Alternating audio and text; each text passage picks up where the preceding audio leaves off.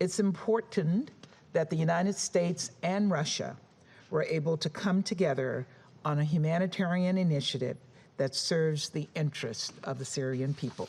Starving children will receive food. Sick mothers will receive medicine.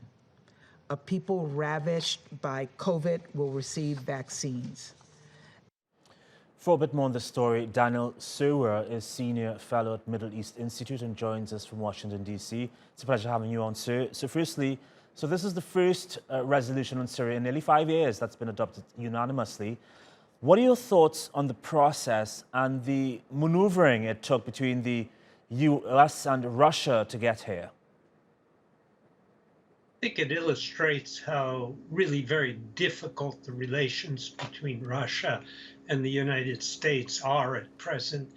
This is a small step in the right direction, but a very small step in the context of a very big problem in Syria. And yet it took weeks and weeks, even months of negotiations to get this small step done.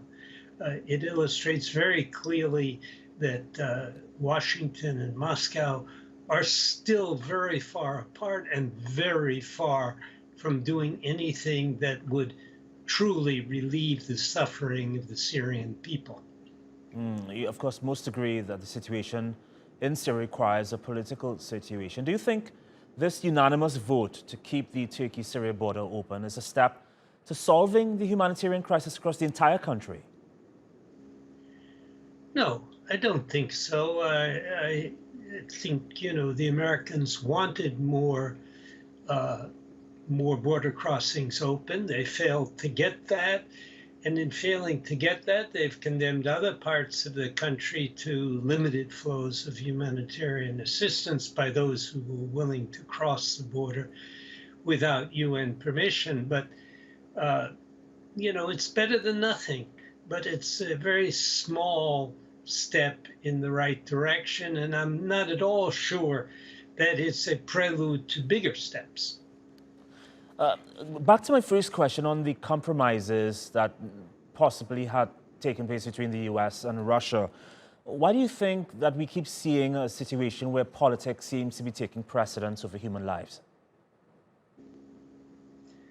Well, in conflict situations, politics almost always takes precedence over human lives. That's not really unusual in wartime. And this is a real war.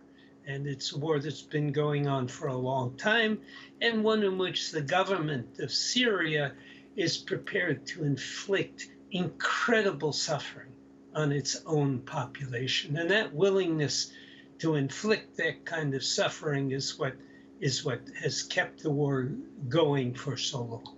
Once more, Mr. Serwer, it's a pleasure having you on the show. Thank you for your time.